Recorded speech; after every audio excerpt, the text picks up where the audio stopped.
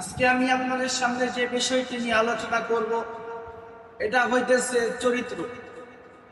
আল্লাহ রাব্বুল আলামিন মানুষদেরকে পৃথিবীর মধ্যে যে একটি গুণ দিয়েছেন, একটি মানুষদেরকে একটি স্বভাব দিয়েছেন, একটি চরিত্র দিয়েছেন। আজকে এই চরিত্র নিয়ে আমি আপনাদের মাঝে কিছু আলোচনা করব ইনশাআল্লাহ। প্রথমে আমাদেরকে বুঝতে হবে বা জানতে হবে এই চরিত্র এটা কি জিনিস, আর এই চরিত্র আমাদের জন্য কতটা গুরুত্বপূর্ণ, এই চরিত্র আমাদের জন্য কতটা দামি, এটা আমাদেরকে প্রথমে জানতে হবে। মুহতারাম হাজিরিন, চরিত্র বলা হয় এমন একটা জিনিসকে, বা চরিত্র এমন একটা জিনিসের নাম যেই জিনিসে যদি কোনো প্রকার ময়লা লেগে যায় বা সেই জিনিসটা যদি কোনোভাবে নষ্ট হয়ে যায়, তাহলে কিয়ামত পর্যন্ত আপনি যত চেষ্টা করুন না কেন, আর ওই যে চরিত্র যদি আপনার একবার নষ্ট হয়ে যায়, আপনি দ্বিতীয়বার আর চরিত্রকে ভালো করতে পারবেন না।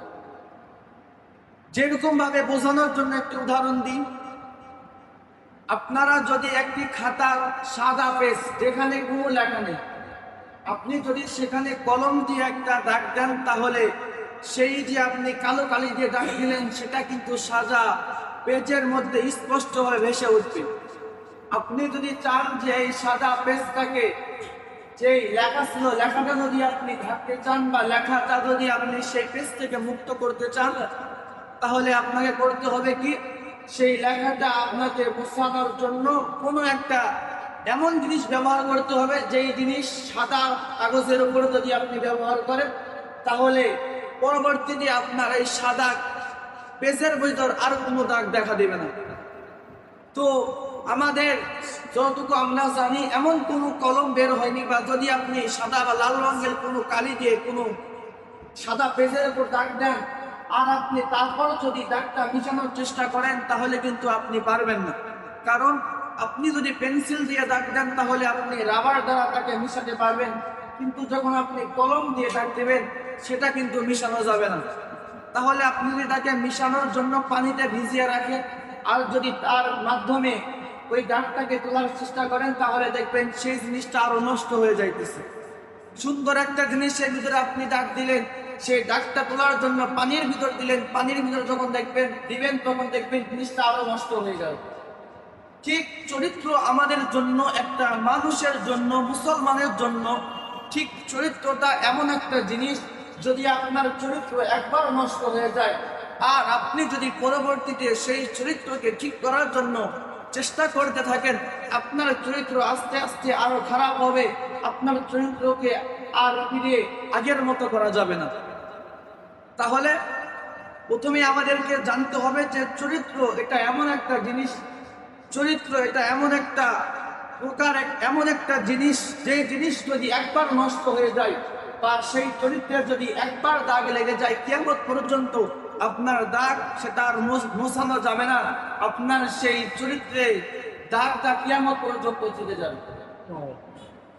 কিরকম ভাবে একটা উদাহরণ দিই, যদি আপনি আমাদের দুনিয়ার যেরকম নিয়ম, যদি আপনি কোনো দোষ করেন বা কোনো ভুল করেন, আর আপনাকে যদি এই দোষ করার কারণে প্রশাসনের কোনো মানুষ যদি থানাতে নিয়ে যায় গ্রেফতার করে, তাহলে থানার যে খাতা আছে, খাতায় কিন্তু আপনার নাম লেখা পড়ে যাবে।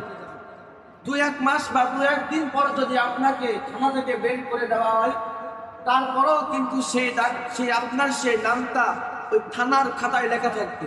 যদিও আপনি অনেক ছোট্ট থাকতে সেই থানায় গিয়েছিলেন ঘুষ করার কারণে, আপনার সেখান থেকে আসার পর 20-30-50 বছর পার হয়ে গিয়েছে, আপনি যদি 50 বছর পরও থানায় গিয়ে চেক করেন, তাহলে আপনার নামটা কিন্তু থানার ওই খাতায় লেখা থাকবে।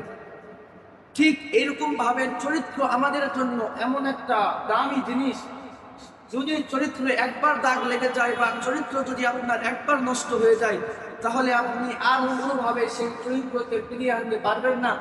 আর আপনি এই চরিত্র হারা হওয়ার কারণে, আপনার চরিত্রটা আপনার কাছ থেকে বিদায় নেওয়ার কারণে, আপনাকে সমাজের ভিতর মানুষেরা তো